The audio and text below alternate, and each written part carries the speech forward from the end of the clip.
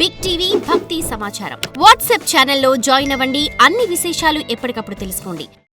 ఈశ్వర, వాడికి తిరిగిలేదు అమాయకత్వం, నన్ను నిష్కారణంగా ద్వేషిస్తున్నాడు.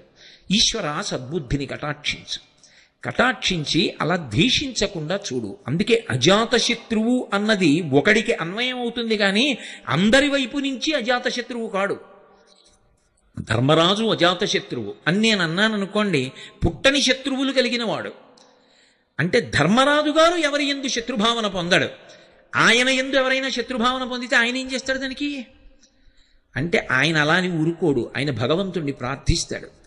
ఈశ్వర, వారికి సద్బుద్ధిని కటాక్షించు, వారికి కూడా మంచి బుద్ధినిచ్చి నా యందు లేని దోషాన్ని ఆరోపించి శత్రుభావన పెట్టుకోకుండా పరమ మిత్రభావనతో అందరం చెయ్యి పట్టుకుని మంచి పనులు చేసేటట్టుగా మా యందు సద్బుద్ధిని కటాక్షించు, ప్రేమభావాన్ని మాలో కల్పించు, ఈ శత్రుభావములు విడనాటేటట్టుగా చెయ్యి అని ముందు ఎవడు తన యందు శత్రుభావాన్ని ప్రకటించాడో వాడు తన యందు మిత్రభావాన్ని పొందేటట్టుగా తన నడవడి మారాలని, తాను నిగ్రహింపబడాలని, అవతల వారి యందు సద్బుద్ధి కలగాలని, నేనుకి మధ్య ఉన్న భేదాన్ని నేను నువ్వు అని కాకుండా పెద్ద నేనుగా భావన చేసి ప్రార్థన చేసి చూపిస్తారు. అందుకే ఆత్మవత్ సర్వభూతేషు యపశ్యతి సపశ్యతి, అలా ఎలా చూస్తావో అలా చూడడం నేర్చుకో. అలా చూడడం నేర్చుకున్న నాడు ఎన్నడూ కూడా లోకంలో దొంగ బుద్ధి కలగదు, ఇంకొకరిది పుచ్చుకోవాలనేటటువంటి తాపత్రయం నీకు కలగదు. మీరు ఇక్కడ నన్ను ఒక మాట అడుగుతారు, నాకు బాగా తెలుసు. ఏమండి, దొంగతనం చెయ్యకూడదు అని మీరు అన్ని మాటలు చెప్తున్నారు. ఒకవేళ చేస్తే ఏమవుతుంది? అది చాలా మంచి సద్బుద్ధితో కూడినటువంటి ప్రశ్న. నేను దొంగతనం చేసి ఇంకొకరి సొత్తు నేను సంపాదిస్తే ఏమవుతున్నప్పుడు?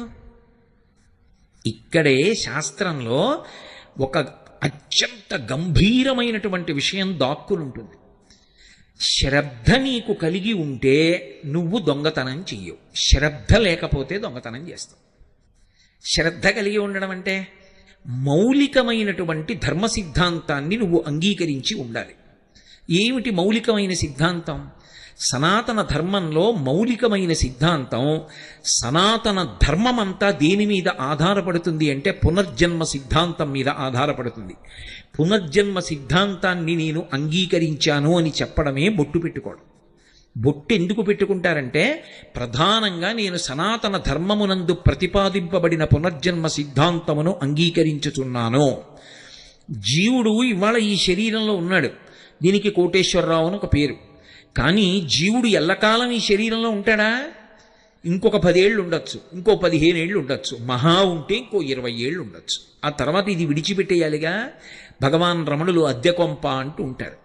అద్దె కొంపలో ఉన్నటువంటి వాడు ఎప్పుడో అప్పుడు ఇల్లు ఖాళీ చెయ్యాలిగా. అలా ఇదో అద్దె కొంప, దీన్ని ఖాళీ చేసేయాలిగా. నేను దీన్ని విడిచిపెట్టి వెళ్ళిపోవాలి. మోక్షం వచ్చేస్తుందన్నంత పేరాశ ఎలా చెప్పగలను?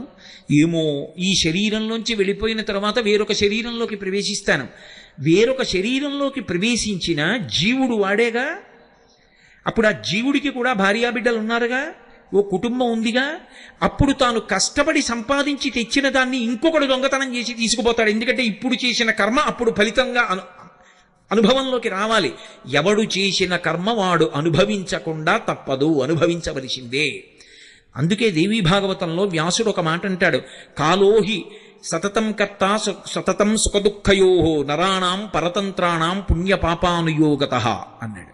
నరాణాం పరతంత్రాణం, నరుడు పరతంత్రుడు, ఏమి చెయ్యలేడు. పుణ్యపాపానుయోగతః, గత జన్మలలో నువ్వేం చేశావన్న దాన్ని లెక్క పెట్టేవాడు ఒకడున్నాడు.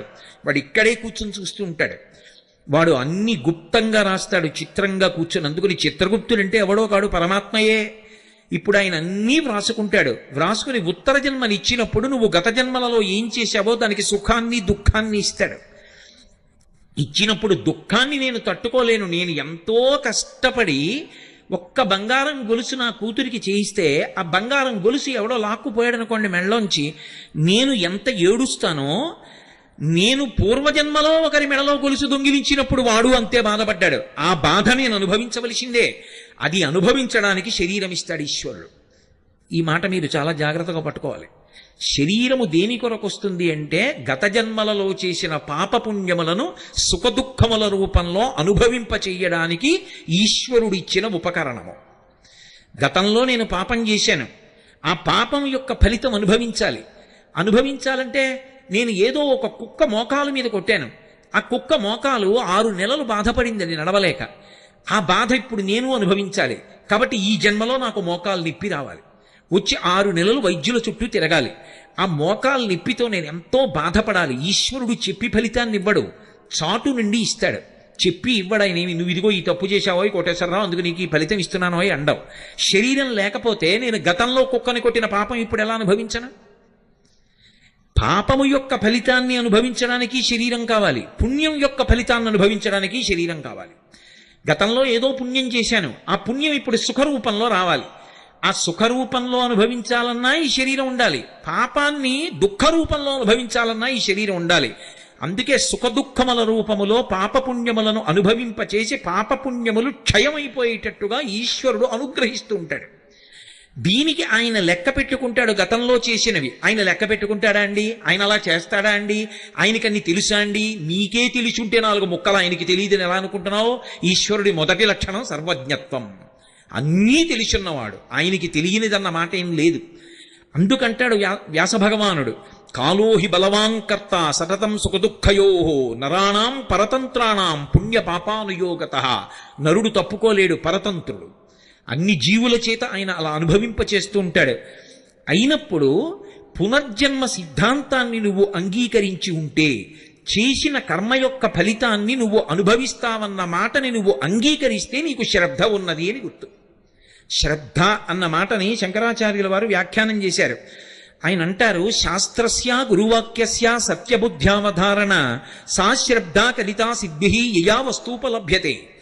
శాస్త్రము ఏం చెప్పిందో అది, గురువుగారు ఏం చెప్పారో అది, ఇవి 2 సత్యము అన్న పూనిక ఎవడు పొందుతాడో వాడు శ్రద్ధ కలిగిన వాడు.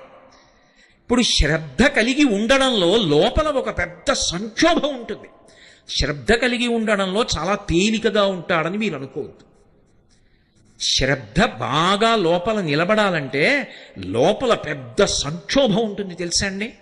ఎందుకనంటే ఎవడు శ్రద్ధావంతుడో వాడి శ్రద్ధ చెడగొట్టడానికి కావలసినంత ఉపదేశం శ్రద్ధ నిలబెట్టడానికి కావలసిన మాటగా లోకంలో దొరకదు. నేను మీకు ఒక్క మాట చెప్పాలంటే, రామాయణంలో సీతమ్మ పతివ్రతయై రామచంద్రమూర్తియే నా భర్త, యోమే భర్తా సమీ గురు దీనోవా రాజ్యహీనోవా యోమే భర్తా సమీ గురు తం నిత్యమనురక్త స్వీ యథారూపాం సువర్చల అంది. దీనుడైనా రాజ్యహీనుడైనా నా భర్త నాకు గురువు, ఆయనే నాకు సర్వాధికుడు తప్ప రాజ్యహీనుడని 10 మాటలు అంటావే అంది. ఒప్పుకున్నాడా రావణుడు? అయ్యో మహాపతివ్రత అలా మాట్లాడుతోందని నమస్కారం పెట్టాడా? ఇన్ని పనికిరాని మాటలు చెప్పాడు ఆవిడ శ్రద్ధ పాడు చేయడానికి. స్వధర్మో రక్షసాం భీరు సర్వధైవ రసంతేవ గమనం వా పరస్త్రీణాం హరణం సంప్రమధ్యమ ఇదం తే చారు సంజాతే యవ్వనం వ్యతివర్తతే యతతీతం పునర్నైతి శ్రోత శీఘ్రమపామివ ఏవం చైతదు కామాంతు నత్వాం ప్రక్ష్యామి మైథిలీ కామం కామశరీరం మే యథా కామం ప్రవర్తితాం. అసలు విచిత్రం ఏమిటంటే, అవతల వారిలోని శ్రద్ధ పాడు చెయ్యడానికి చేసేటటువంటి ప్రసంగాలకి ఉన్నంత ఆకర్షణ శ్రద్ధ నిలబెట్టడానికి చేసే ప్రసంగంలో ఉండడం కష్టం. ఎందుకో తెలుసా? పాడు చేయడం తేలిక. అందుకే లోకంలో మోసపుచ్చడానికి ప్రసంగాలు చేయడానికి ఎక్కడైనా ఒక విద్యా కేంద్రం పెడితే వెంటనే దానికి అధ్యక్షుడిగా వేయవలసిన వాడు రావణాసురుడు. అంత అందంగా మాట్లాడతాడు. ఏమిటో బెట్టు చేస్తున్నావు, కాలంలో యవ్వనం పోతుంది, వెనక్కి వస్తుంది అనుకుంటున్నావా? నది ముందుకెడుతుంది, వెనక్కి రాదు. కాలంలో యవ్వనం పోతుంది, యవ్వనం పోతే నేను చూస్తానా రాముడు చూస్తాడా? చెట్టు కింద అలాగే ఉండిపోతావు అన్నాడు. అలా భయపెట్టాడు. రాముడు ఉన్నాడు అనుకుంటున్నావా? ఉన్నా 100 యోజనముల సముద్రము దాటుతాడా? కాంచనలంకలోకి వస్తాడా? ఇన్ని కోట్ల మంది రాక్షసుల్ని వధించగలడా? నన్ను ఛేదించగలడా? నిన్ను పొందగలడా? ఎందుకు బెట్టు చేస్తావు, నా పాన్పు చేరన్నాడు. ఇన్ని మాటలు అన్నాడు. శ్రద్ధ పాడు చేయడానికి ఇన్ని మాటలు అంటాడు.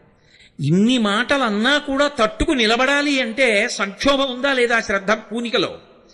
పైగా మీరు ఒకటి బాగా ఆలోచించండి, శ్రద్ధ అన్న ఒక్క మాట ఎంత గొప్పదంటే అది ప్రతి క్షణం కూడా లోపల ఒక సంక్షోభానికి గురైపోతుంటుంది. ఒక ఆయన జీతం కూడా పుచ్చుకోకుండా ఉద్యోగానికి సెలవు పెట్టేసి ఋషిప్రోక్తమైన వాంగ్మయం మీద నమ్మకంతో ఆయన దాన్ని ప్రచారం చేస్తున్నాడు అనుకోండి. ఎందుకండి ఇలాగా? మీకు ఎంత పోతోందో తెలుసా? జీతం పోతోందా? సిపిఎఫ్ పోతోందా? గవర్నమెంట్ కాంట్రిబ్యూషన్ పోతోందా? ఇంట్రెస్ట్ పోతోందా? రిటైర్ అయ్యే వాళ్ళకి ఏమొస్తుంది? ఆ తర్వాత కాలో చెయ్యో వంగితే ఎవరు చేస్తారు? మీ కొడుకు చేస్తాడు అనుకుంటున్నారా? నాన్నగారు అందరిలా ఉద్యోగం చేస్తే ఎంత డబ్బు ఉండునండి. ఎందుకంటే అది పాడి చేశారు, చూసారా ఎంత అవుతుందో వైద్యానికి ఒక్క మాట అంటే ఏమైపోతారు?